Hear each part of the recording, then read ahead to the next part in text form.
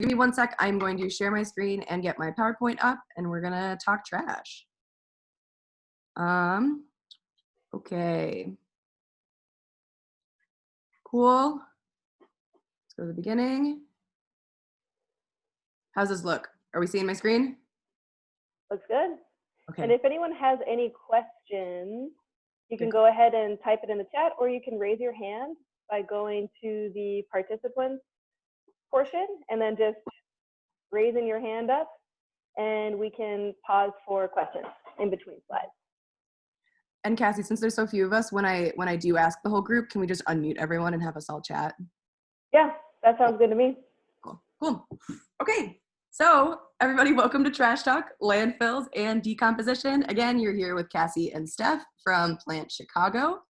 For those who aren't familiar, Plant Chicago is a small nonprofit in back of the yards, Chicago, and our mission is to cultivate local circular economies. So in other words, a circular economy is an economic system where there is minimal waste. We cultivate circular economies through 3 types of programming. The first is K through 12 education, which you all are experiencing today. When it's not Corona time, we invite field trips or school groups to do field trips in our facility. We do workshops on aquaponics, water chemistry, vermicomposting, all these different ideas that help to minimize the amount of waste produced in an activity. We also do open source research. So the aquaponics system we have, for example, we collect data with, and we allow folks to use that data for free. And we also have a staff member who is dedicated to coming up with projects to help small businesses become more circular, because a lot of times small businesses don't have the resources to hire someone to do that or the money to invest in new ideas. So Eric helps us come up with those. And then our third one is small business support, which has a couple different arms. We do a weekly/monthly farmers market, depending on the time of year and whether there's a global pandemic. We also have a circular economy leaders network, which is a group of food businesses that all meet once a month, and they skills share and resource share, with the idea of if all of these people come together, it's a lot easier to tackle some of those problems than if they were to do that alone.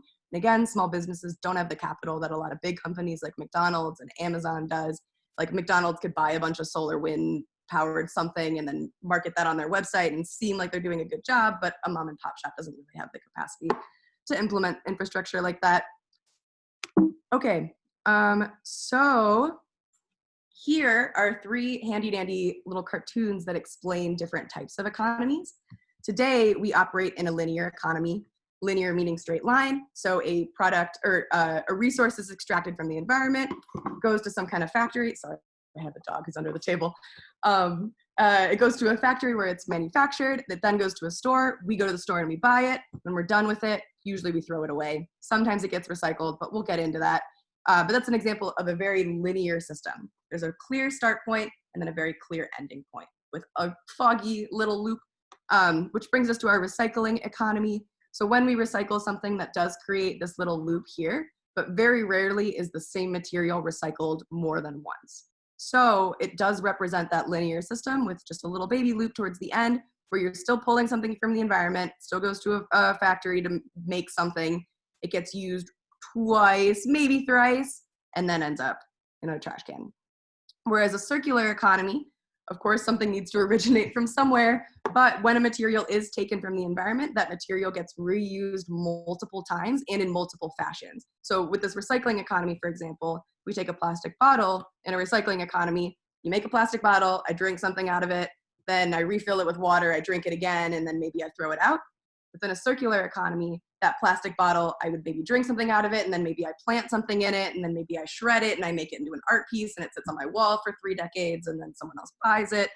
And a lot happens before it ends up in something like a trash can. Ideally, almost none of those materials will end up in a trash can, but it's impossible for something to be wholly circular, which we will also talk about a little bit later. Okay, so before we talk trash, does anyone have any questions on economies? Circular economies, linear economies, Plant Chicago?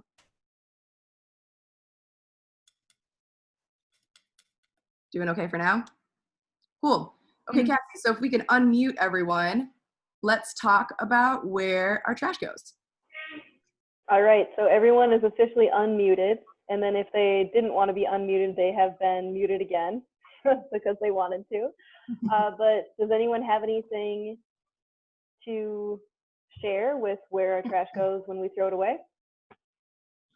I feel bummed. Like usually in our curriculum, we have a whole unit where we talk about landfills and trash and all that and waste. And we didn't get to it this year because of, everything. So I feel really bummed. And I feel like when we teach that, a lot of students get surprised, like, oh, I didn't know that, or that's really interesting. And yeah, it was a whole bummer. That's why I kind of posed this, because we never got to it in our curriculum, which is a bummer. Yeah, trash is really interesting. And I grew up in Chicago, so I never really considered trash until I was an adult. And I never really thought about, like, I guess sometimes I see trash on the street, but I don't ever really see giant piles of it. So where does it go? Where does it end up? Who takes it? What happens with it? Do they still have giant trash barges in places like New York and San Francisco, like those giant, huge floating boats that just have trash piled on top of them? Yeah, I think so. Yeah. I think so. But some students, what are some places trash could end up if I put it in a container? Where does that container get taken?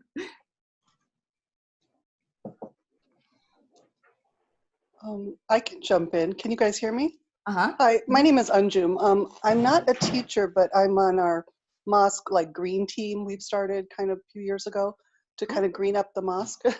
And so a couple of us have been passionate about this for a long time. So you can recycle plastic, you can reuse it. It can go to like a single source thing, or it can go to like a mixed thing, which I think most of our cities are mixed. Yep. But what our biggest goal was to just reduce even the need for it. So we were using tons of water bottles at all of our events. Now we're trying to, cups and water and things like that. So Very cool. So yes, within a circular economy, a very important pillar is minimizing the amount that even needs to go anywhere. So that's an excellent point. So we've gone over recycling. Where else can my refuse end up? Underground. Underground. I don't have a slide for that, but that's very true. That's very true. What about like chip bags, saran wrap? Where do those things end up? Rivers and oceans sometimes. Yeah, maybe unfortunately. incinerators? Incinerator, good one. I wasn't sure if we were going to come up with that one. Incinerator. Any other thoughts about where our trash could end up? We usually visit the wastewater treatment plant. Mm. It ends up going there, which it shouldn't, but they catch a lot of stuff down there. It's pretty interesting. Yeah. You guys are very, very critical thinkers. I like that. Okay. So let's continue. Let's go through my 4 places that trash is most likely to end up. And I didn't consider environmental factors because we don't intend for them to go there. So the 4 we're going to talk about are places that we intend our trash to go. A lot of times things will end up in a landfill and then get carried elsewhere, like underwater, underground, parks, streets, just thrown out of people's cars. But first, let's talk about recycling. That's the one that people are most excited about talking about typically. Like someone said earlier, Chicago is a single stream recycling stream. So that means that we don't have to separate that in our homes, that we can put all of our recycling into one bin, and then folks like these guys here will sort it for us. Other cities, you do have to sort that on your own, and it's important that you do that because the facility doesn't have the infrastructure needed to do that sorting. This is not a picture of Illinois or Chicago. And this is also a little bit of an outdated picture, but a lot of times recycling is sorted by hand by people because eyes are a lot better than technology. We are working on developing the technology that can sort recycling without human hands. However, there's still a lot of gray area there because there's just so many types of materials. It's hard to train a computer to understand everything that we understand. So a lot of times when it is a factory or a machine that's doing the sorting, it's based on weight. So I didn't grab a video, but if anyone's interested, you can go on YouTube later and look. They've got these wild contraptions where recycling materials will fall, and then based on the weight, a piece of air will push it in a direction. Because if you think about it, paper and cardboard is lighter than aluminum, and then some things are even heavier than that. So depending on how far it falls, wind will shoot it in all different directions, which is very cool.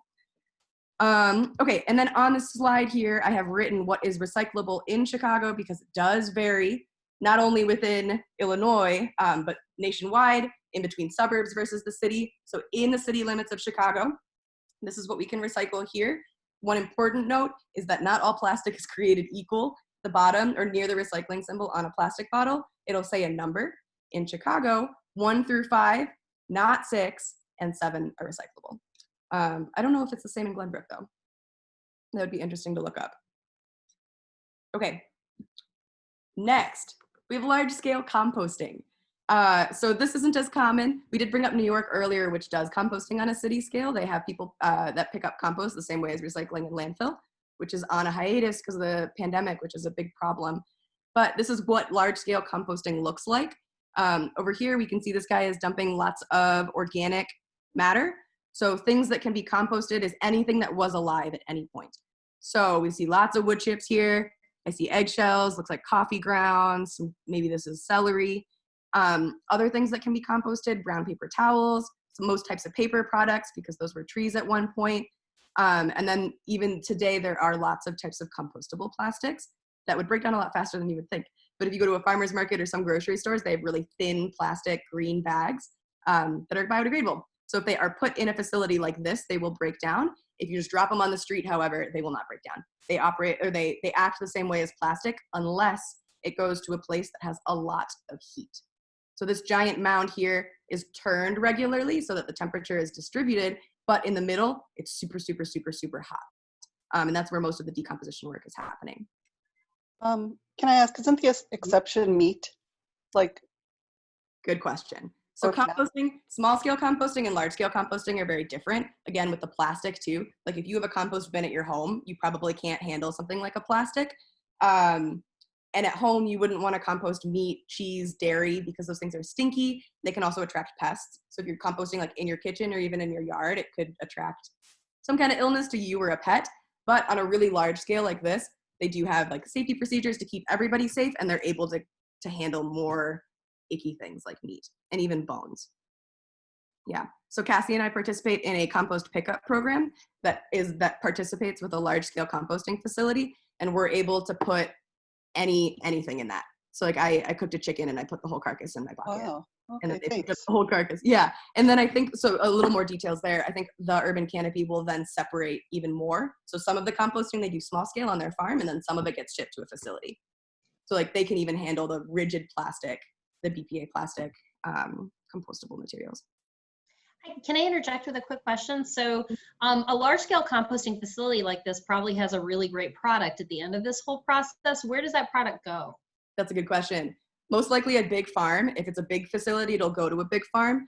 But the product that's being created is really fertile, rich soil. The compost is used as a fertilizer. So I think almost always large-scale composting facilities are utilizing that to stay afloat.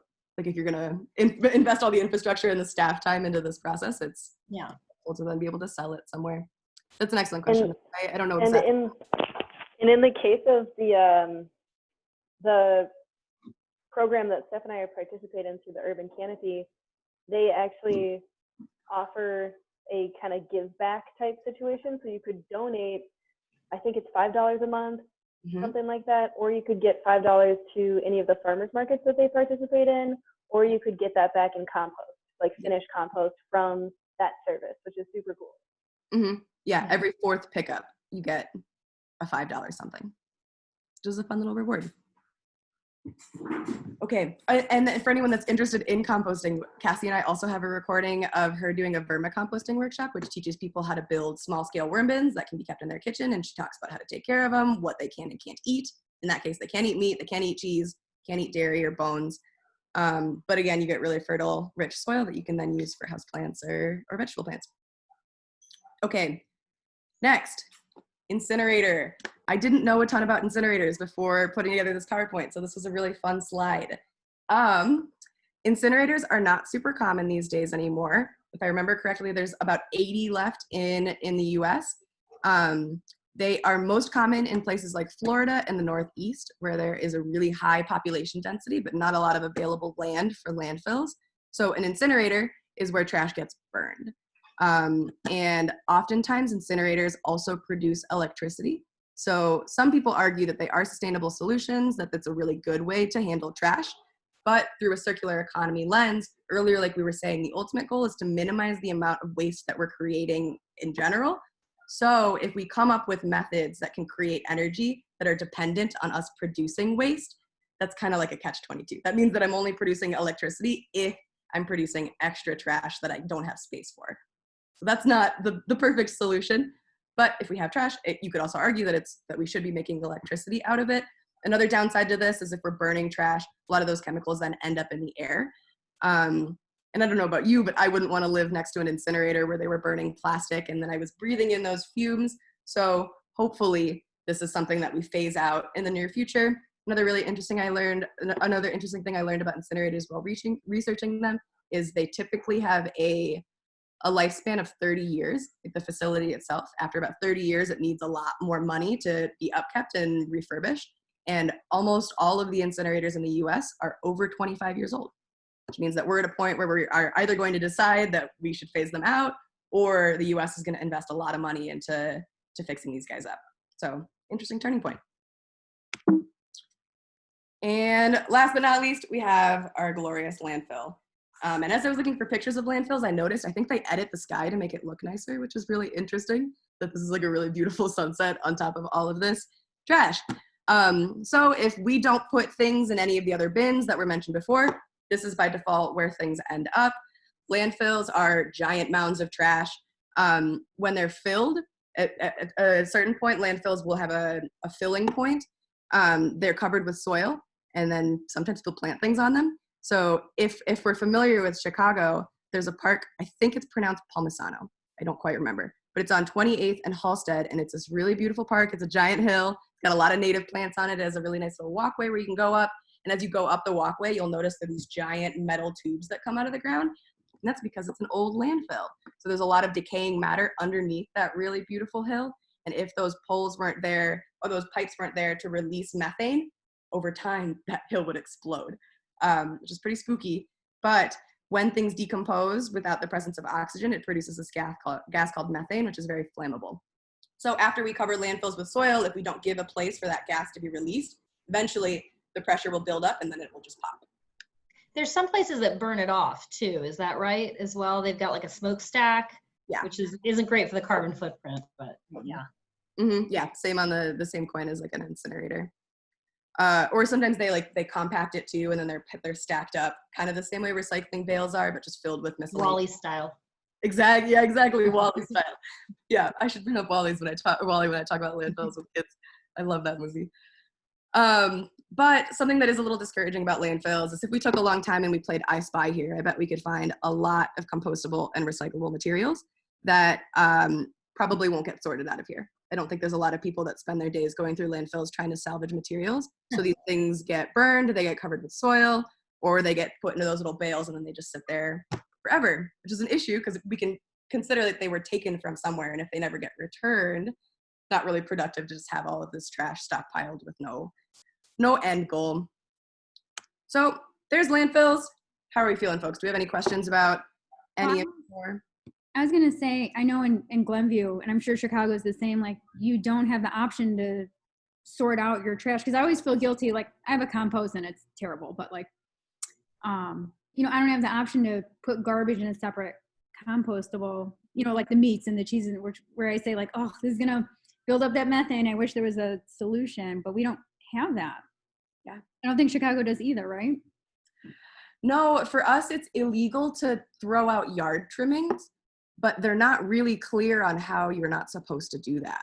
So I think, like, maybe Cassie can come at this too. I think you can go to the government website and get a special bag to put your yard trimmings in. But that's the really only big composting or like sorting effort they give us in terms of diverting organic stuff from landfill. In Arlington Heights and Glenview, in Arlington Heights, which is about 7 miles away from Glenview, we're told to put things like yard clippings in those leaf bags. And then we have to buy a sticker for like $2 or $3 and put it on the outside and actually pay to have it carted away. Interesting. I've never heard of someone in Chicago getting fined for throwing out yard clippings. but I see them in the trash all the time.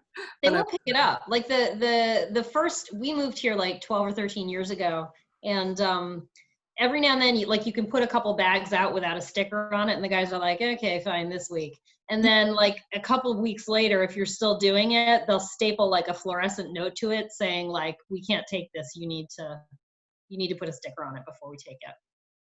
Interesting. Yeah, I at first thought models like that functioned really well, like a small little fee to cover the cost of something. And then I went to college in Worcester, Massachusetts, where their recycling program, it's free to pick up. How do I remember this? Your recycling gets picked up for free, but you have to buy yellow trash bags from a convenience store for landfill waste, and every bag is $1.25. So if you don't buy that special bag, they won't come pick up your stuff.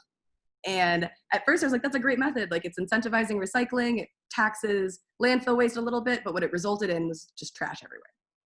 Like, no one's trash got picked up because nobody wanted to go to the store. No and one did it. Yeah. live with trash. Yeah.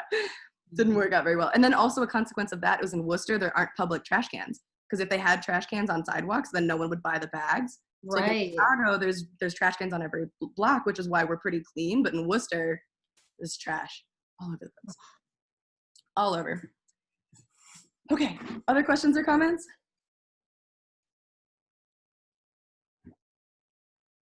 Looks like we're good. Cool. Okay, now we're getting into the interactive / hands-on portion. We are going to do this decomposition rates activity. And if we were in person, if we were in our office and doing a field trip, we would lay out a bunch of different materials for you. And we would have you guess which took the longest to decompose and which took the least time. Have you organize those materials in order. But unfortunately, we can't do that since we're not all here together. So Cassie and I have put together a couple polls to have you all consider which would take longer and which would take least. And then we'll dive deeper into each of those materials at the end. But for our first poll, we are asking you all to consider which would take the least amount of time to break down in a healthy landfill. So one more time, actually, before I put out this poll, I want to talk a little bit more about what I mean by a healthy landfill. So the landfill that we took a look at didn't look super healthy, but there are critters in it. There's like mealworms and little bugs that are helping to break down some of the organic materials that are there. So when we say, how long will it take these things to break down in a landfill, we're assuming that I took this soda can, I went to that exact image, and then I just dropped it on the ground. How long would it take for that soda can to disappear? So I'm going to start this poll in just a second. Okay, so go ahead and submit your votes in the little window that just popped up on your screen. Which of these you think would take the least time to break down? And we're waiting for one more person. Give them a couple seconds.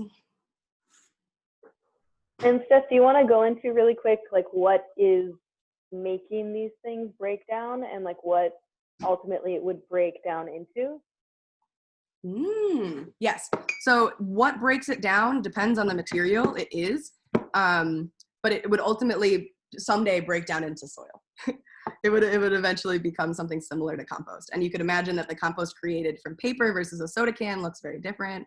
Plants would probably react to it differently.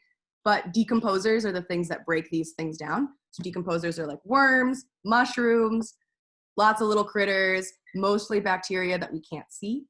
That does really well in really warm areas like we were talking about before with the large-scale composting facilities. I wonder if the last person is me.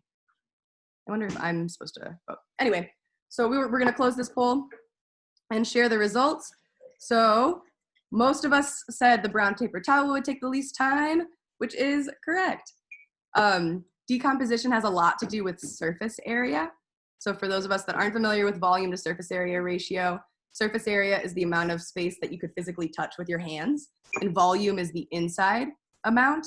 So this soda can here has a lot more volume than it does surface area, and it's designed that way. It's meant to hold something, to hold a lot of a liquid, versus this, there's very little that you could fit inside this paper towel. There's much more space around the paper towel than there is inside. So that means that my decomposers have a lot of room to get at that material to break it down, versus here, not as much.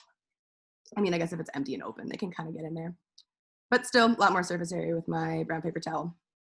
Okay, next one.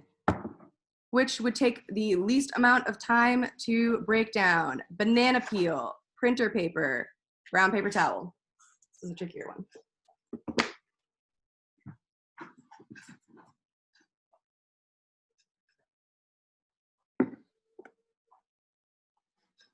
Okay.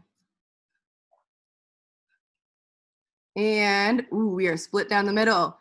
We've got about half of us think the banana peel takes less time, and about half of the people think the brown paper towel takes less time. And it is the banana peel, which is interesting because I would also think like banana peels are a little bit thicker than the paper towels are, but this guy's really moist. So a lot of the weight and the thickness is attributed to water, not necessarily an actual material. And if we think about a decomposer, like let's pretend we're a worm. If I was a worm and I saw those two things, I would probably go for the banana peel before I would go for the paper towel. But that one was tricky because they all are natural materials. Oh, did I share it before? Did you guys get to see? Anyway. All right. Oops. On to number 3. So poll number 3 is which would take the least amount of time? Printer paper, plastic bottle, plastic bag. Nice alliteration with all the P's. Okay. Ooh, we almost had consensus. So most people think printer paper. One person thinks maybe plastic bag, which with my surface area comment is a very, very good guess. However, it is the printer paper, mostly because of the material it's made of. We're gonna get deeper into that a little bit later. Also, depending on the size of the paper and the size of the plastic bag, things that are smaller most of the time will break down faster than things that are bigger. And a lot of times a piece of paper is smaller than a traditional shopping bag. Okay, poll number 4. Which takes the least amount of time to break down? Printer paper, apple core, soda can.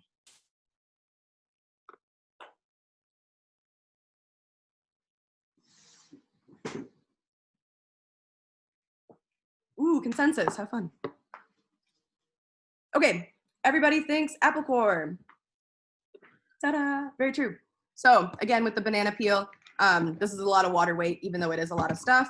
Super tasty for worms. Speaking from personal experience, we know that worms really like apples because they're super tasty. Okay, and we've got 2 more, I believe. So this next one, oh, a couple more than 2, is what takes the least time to break down? A plastic bag, a glass bottle, or styrofoam.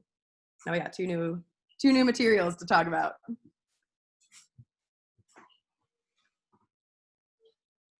And we're going to talk a lot about styrofoam. I love talking about styrofoam. All right, a couple more folks. Very cool. That's everybody. So we are pretty evenly split between plastic bag and glass. This one is the plastic bag. So again, surface area here. This guy's so thin and has a lot of space around it, not a lot of space in it necessarily. And if we think about like what it would feel like to hold a plastic bag versus a styrofoam or glass, the latter two are much more rigid and the other one is a lot flimsier.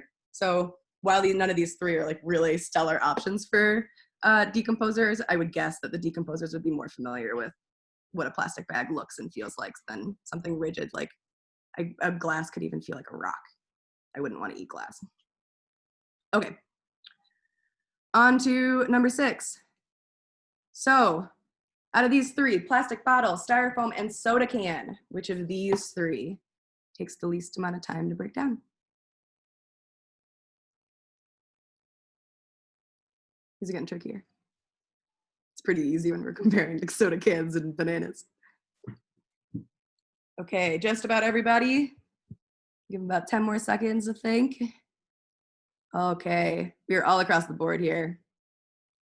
So a couple people think plastic bottle, a couple people think styrofoam, a couple think soda can, and it is a soda can. It is a soda can. And we're gonna talk a lot about aluminum as well and why it's super important to recycle this guy. But there's some pretty significant differences in what these guys are made out of. Both styrofoam and plastic are made out of oil, which is different from aluminum, and something like aluminum is more likely to be found in this state in a natural environment than something like plastic. Like we do a lot to oil to make it look like this, so it wouldn't be something familiar to a decomposer. All right, poll number 7, we're getting close. Out of these 3, plastic bottle, styrofoam, and plastic shopping bag, which of these would take the least time to break down?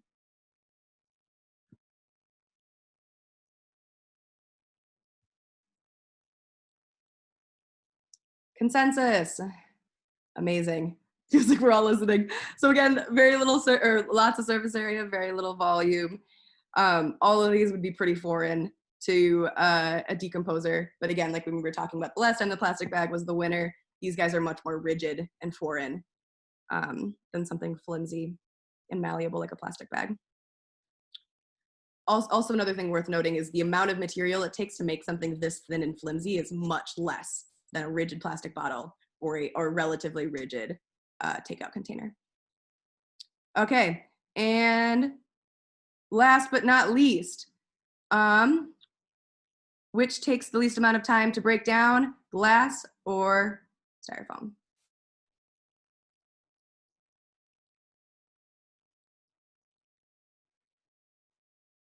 This is a very tricky one. Okay, we are evenly split. 3 for glass and 3 for styrofoam. So our very last poll is styrofoam, and this one's kind of tricky because these take such a ridiculous amount of time to break down. They're almost tied, and we're gonna get a little bit deeper into that in just a second. But both of these guys are not something you want to send to a landfill because they will outlive you and your grandkids and their grandkids and their grandkids and their grandkids and their grandkids too. Oh, actually, before we get into this big timeline, do we have questions, thoughts, feelings about the activity we just did?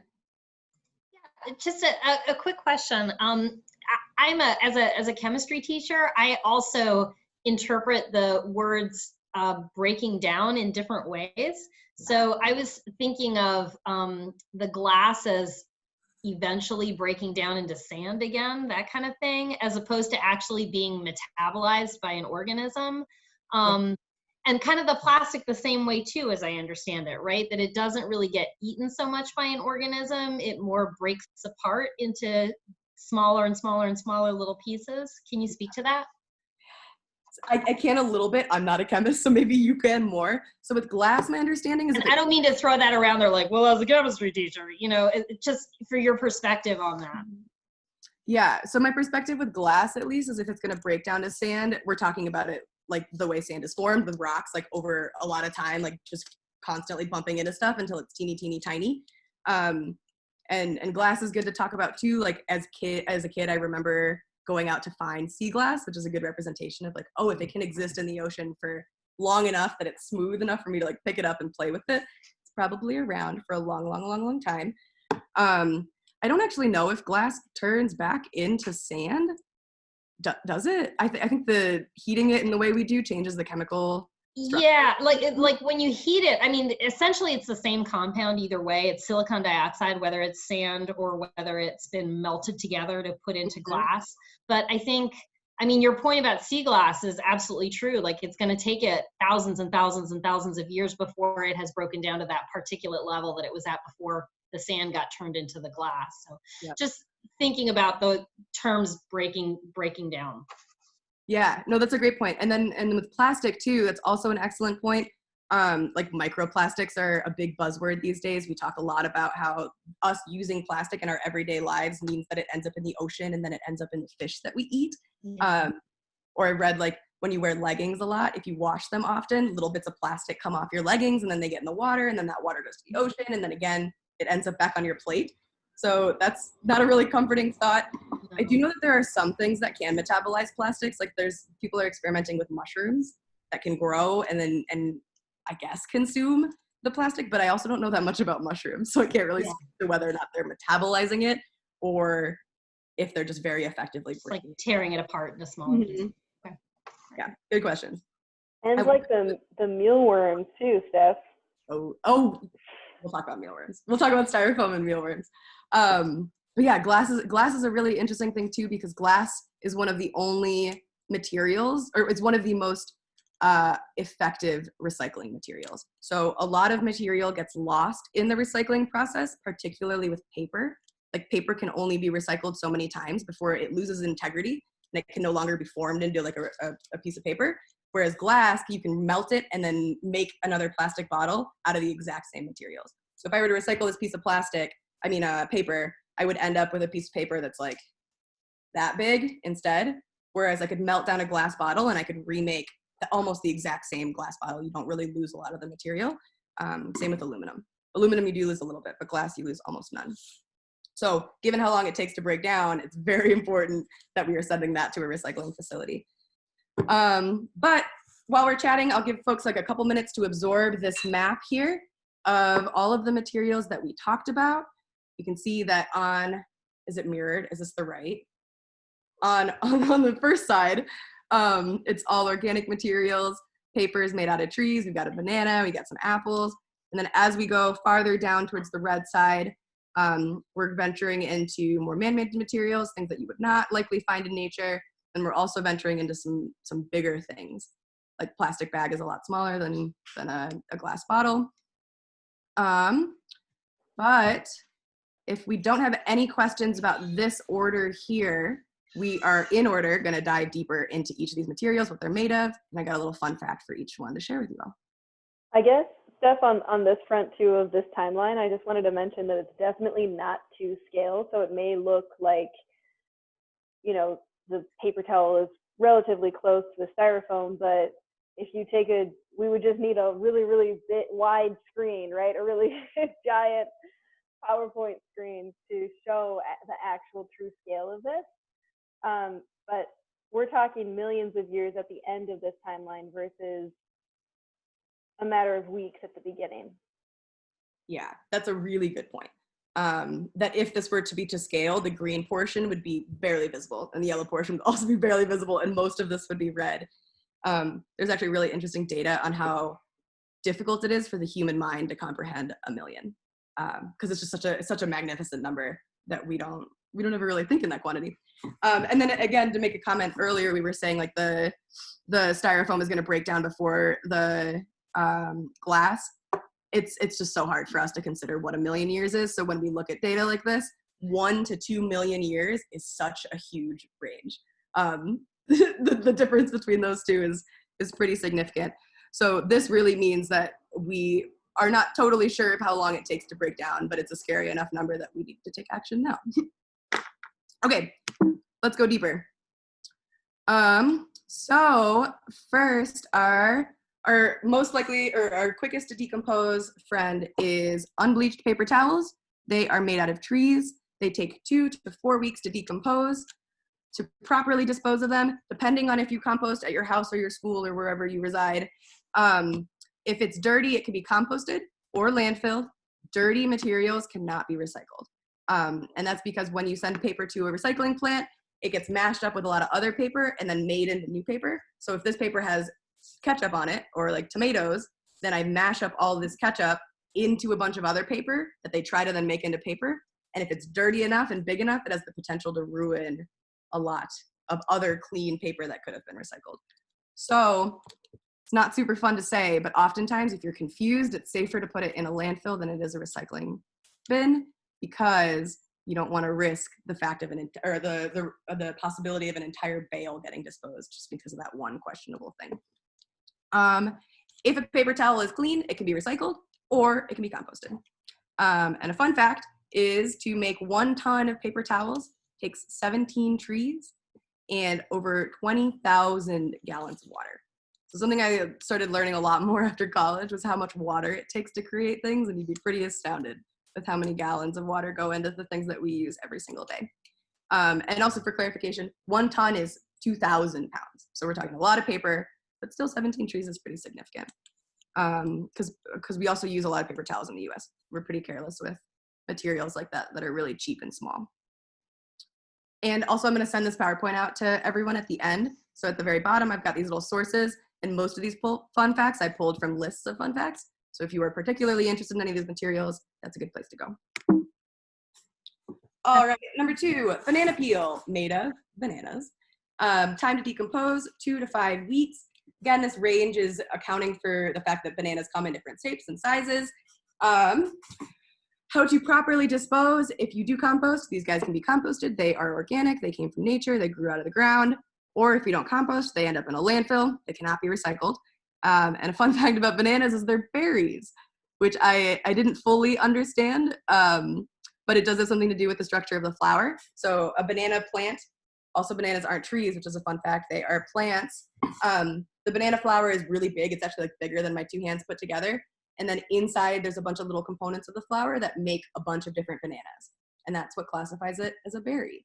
So I also learned that most berries aren't really berries in a scientific context. I think it was blackberries aren't really berries. And I think avocados were berries, kiwis were berries. Really interesting. Okay. Next, we have bleached printer paper. So we are still in the natural areas realm of our chain. These guys are made out of trees. Sometimes paper is made out of paper that already existed from a different tree that had been recycled. This takes 2 to 6 weeks to decompose. We can compost paper sometimes. Bleached paper gets tricky, also depending on what type of ink is used. Like newspaper ink is often compostable because it's a heat ink. It's not actual ink, it's a paper that reacts to heat. Some ink is not super safe to have in compost. So if you're using a worm bin or something really small at your house for your garden, you probably don't want to compost bleached paper. But like the composting pickup service that me and Cassie use, I can put bleached paper in there. I can also put bleached paper towels, or we can recycle them, of course. So recycling is always a safe bet as long as it's not greasy. But bleached printer paper usually doesn't get greasy. That's usually a concern for napkins. And then my fun fact about paper is paper was invented almost 2,000 years ago, and China was the first first nation to start making paper.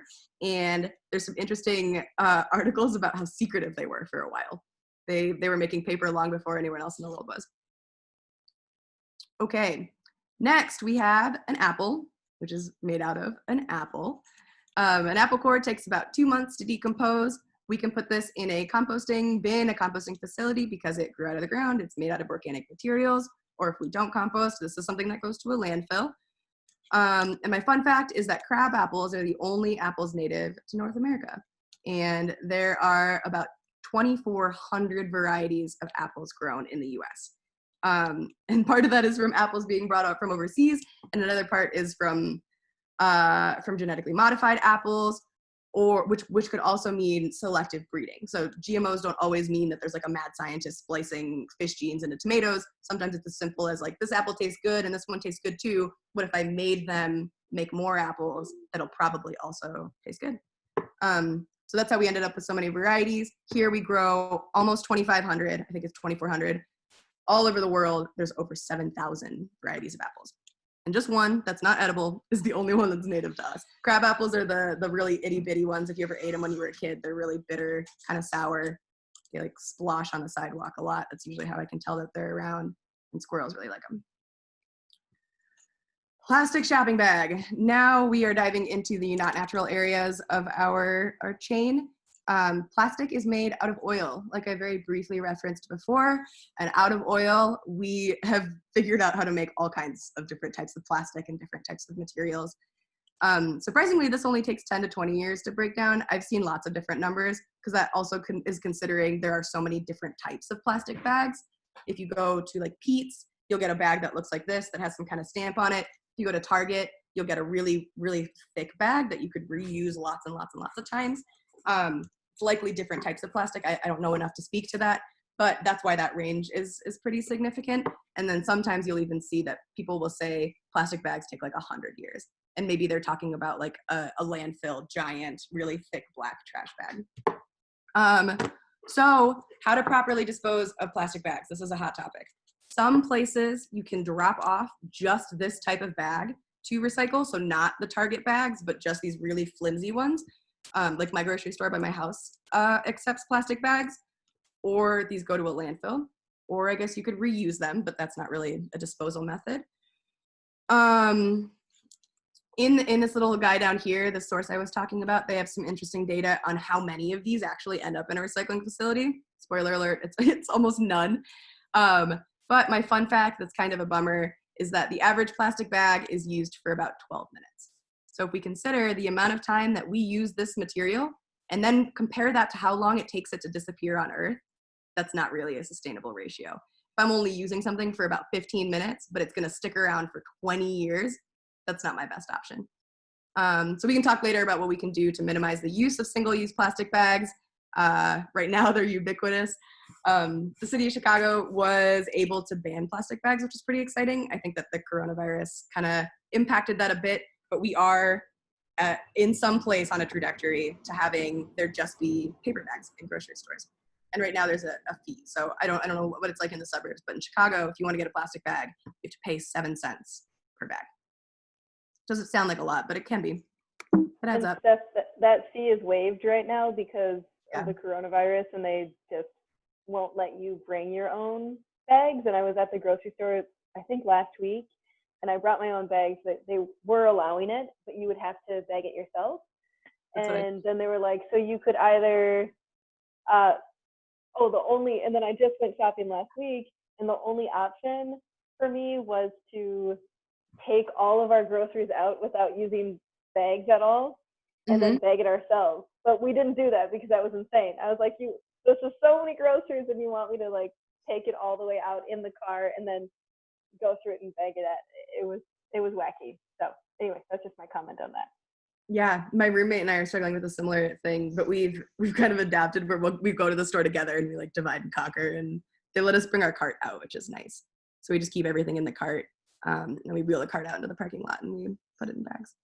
But it is inconvenient, and global pandemics are a really interesting conversation when it comes to sustainability, because of course safety takes priority. So like in a situation like this where we are using disposable things, like I can't ask a hospital to reuse a syringe or gloves. Like what do we do in that case? How do we keep people safe but be mindful that like our actions are also putting other people at risk? Like we were talking about before, like I don't want to live by an incinerator, so all of the actions I do, I should consider the people that have to live close by where my trash ends up. Okay, we're running out of time though, so moving on. I could talk about trash forever. Aluminum can, made out of aluminum, time to decompose 80 to 200 years. We think about cans, there's like Arizona tea cans, there's itty bitty like 3-ounce soda cans for whatever reason. This range is dependent on the size, also the thickness of the can depending on what's inside of it. These guys should be recycled. It is very important to recycle aluminum because like I mentioned before, it's one of the most sustainably recycled materials. So not considering the energy that goes into creating the can, but meaning that material maintains its integrity for much longer than a lot of other materials. So I think that if we were to recycle this can, we could make a can that's 97% of the same size. So we'll lose about 3% of the material in the recycling process. And then a fun fact to incentivize us even more to recycle things, recycling one aluminum can saves enough energy to run a TV for 3 hours. All right, plastic bottle, everyone's favorite. This guy's also made out of oil, just like our plastic bag. This one can take 450 years to decompose. This one also has a wide range depending on the type of plastic, what it's used for. These should be recycled. Ideally, we want to not buy single-use plastic if we can. We want to buy our own water bottles, bring reusable bags when it's safe to. And my fun fact for this one is also a little bit of a bummer, but plastic was invented in 1907. So not considering really flimsy plastic like Ziploc bags and saran wrap and shopping bags, any plastic that looks like this, unless it was recycled, if it's in a landfill, it's still here today. So plastic was invented about 100 years ago, and on average takes over 400 years to break down. So that's a pretty spooky thought. Pretty much every piece of plastic that we've made is still circulating the earth in some way today. Styrofoam. This guy I could talk about forever and ever. This is also made out of oil, which is miraculous how creative humans got with one material that we can make so many different things that look so different. This guy takes over 1 million years to break down. Unfortunately, there are very few ways to recycle this. There are some places where you can recycle styrofoam. Styrofoam can be broken down and then reshaped into other things. If you think of packing peanuts, styrofoam is comprised of like a bunch of little balls.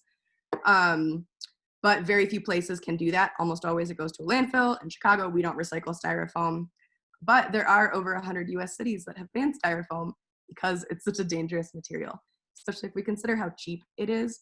It's super easy to get styrofoam. It's really hard to avoid getting styrofoam. But something that's pretty fun that Cassie mentioned very briefly earlier, a couple of years ago, we had an intern experiment with some types of fish food. I very briefly mentioned that we have an aquaponic system in our office, which is fish and plants that coexist. And so he thought he could breed mealworms to feed to the fish. Turns out the fish don't like the way they eat or don't like the way they taste. But he also did some research and learned that mealworms can ingest styrofoam, just bananas. And that they will choose to eat styrofoam in the presence of other organic materials. So it's like oats and leaves and other stuff floating around there. And I think it's like a tunneling instinct that they want to be somewhere safe, but they eat the styrofoam to then find a tunnel to live in. And what we don't know is if that matter bioaccumulates. So they're able to eat the styrofoam, and then when they poop, when they pass the material, there isn't any of the toxin present in that. It's pretty incredible, but it likely suggests that the material gets harbored somewhere else in their body, so it wouldn't be safe to feed those guys to the fish. But it is a really important and interesting discovery. And part of the reason it doesn't happen on a large scale is there isn't a huge market for mealworms. So in our capitalist society, if I wanted to build a styrofoam recycling plant that ran off mealworms, unlike the large scale composting facilities, I wouldn't have a profitable thing at the end. I wouldn't have anywhere to sell my mealworms, so it's not really a viable business model in our current economy. Okay, and then last but not least, we've got glass. This one's also interesting. We talked a little bit about it before, but not a lot of people know that glass is made out of sand, like beach sand.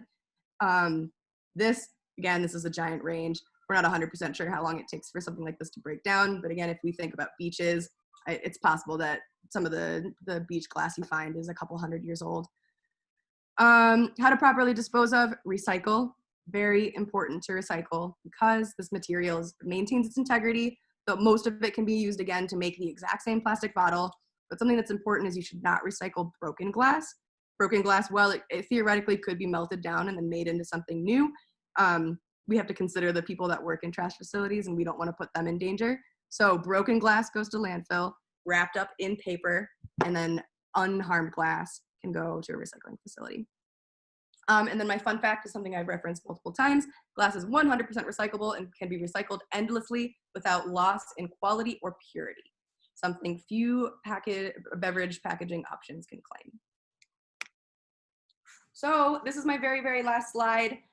We've only got a couple minutes left, but this is a couple facts about Chicago's recycling system and what our landfills look like. So earlier, like I was joking around, like we could play I Spy and we could find a bunch of stuff here in this landfill that doesn't belong. About 75% of food that could be composted in the US goes to a landfill, which is a big problem because that means that food came from a farm somewhere and those nutrients left that farm and then they never went back to that farm. And they're now sitting in an unproductive state in a landfill. Our nationwide recycling rate is 25%. That means nationwide, about 1 in 4 things that can be recycled actually make it to a recycling plant. In Chicago, that's even worse. I do think that this number is a little out of date. I want to say it's like 10%, but still, it's pretty pathetic. This depends on the culture, the waste culture in the area. Our executive director visited, I think it was San Diego, but it might have been San Francisco, one of the sands in California, and their recycling system. San Francisco. San Francisco, yeah, was over 80%. And I think a big part of that is they also, like New York, have a composting program. So that means that they separate into 3 different things. And also California is just a couple steps ahead of us. I think that in their education system too, they teach these things at a much earlier age. So adults are a little more able and willing to participate in their recycling system. But now I would like to pause for questions, stop sharing my screen, and maybe chat a little bit about how we can communicate all this new information we just learned to our friends and family.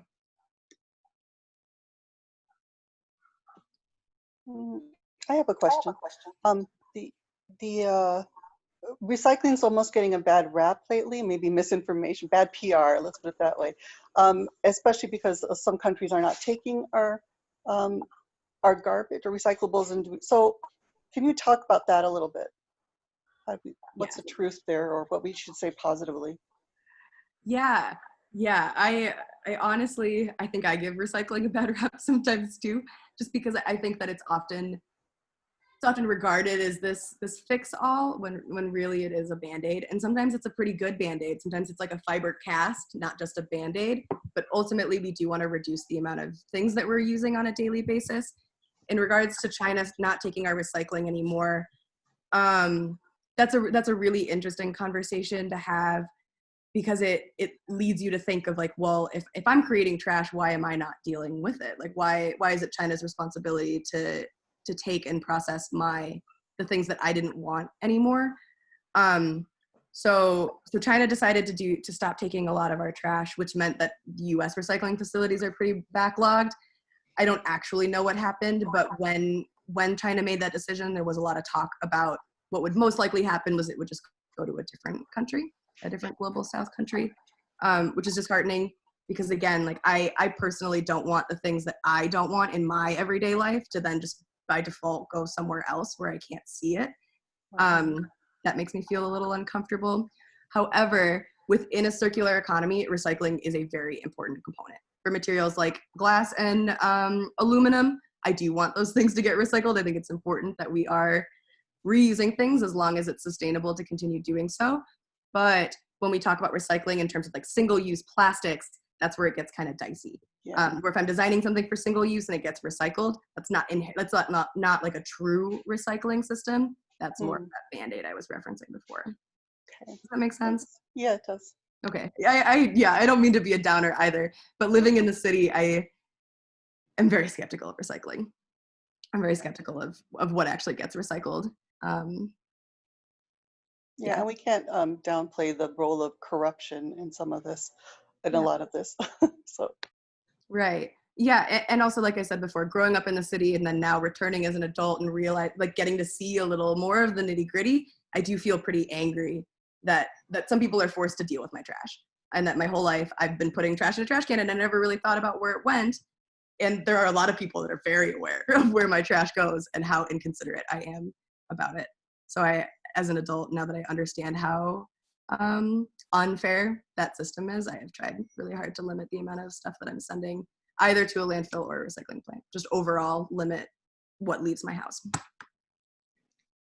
Lisa Pavic and I have a colleague, our other colleague who teaches AP Environmental Science on the same team with us, who has nicknamed recycling wish cycling for his students, saying, you know, you wish it would, something productive would be done with it. But he has adopted kind of a hard line of cardboard, glass, and aluminum, just to kind of simplify the process. So of course I get home and, you know, I'm the pain in my husband and my son's butt, you know, when it comes to like getting them to put things in the right places. So I'll find a lot of the plastic bags in we have a bag that hangs off our back door where we throw the recycling and then dump it in our recycling bin. And I'll see like wads of the plastic bags from the grocery store. I'll be like, guys, this can't go in there. Or like a milk carton that has like a waxy covering on it. Like, you guys, this can't go in there. My son has asked me, well, what happens if it does? Like, what's the downside of that? Like, if all of us do throw away plastic milk bottles with the waxy coating on it, it would help me to better understand what is the consequence of that at the recycling plant once it arrives there. Yeah, so if there's enough contamination in a bale, the entire thing gets thrown out.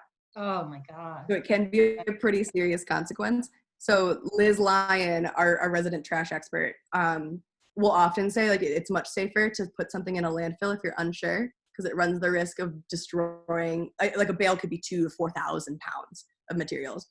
And another big thing is cleaning things too. So I didn't realize that before. I used to put like really dirty,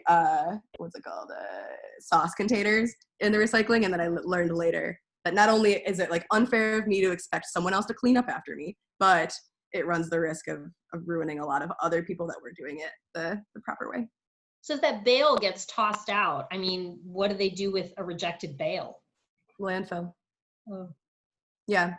And another interesting component for recycling is recycling procedures by municipality often depend on how profitable that material is in that area. So another kind of crutch of recycling is that, again, like we were talking about the incinerator, like if we're making electricity from trash, that means we're building a system that requires us to continue producing trash.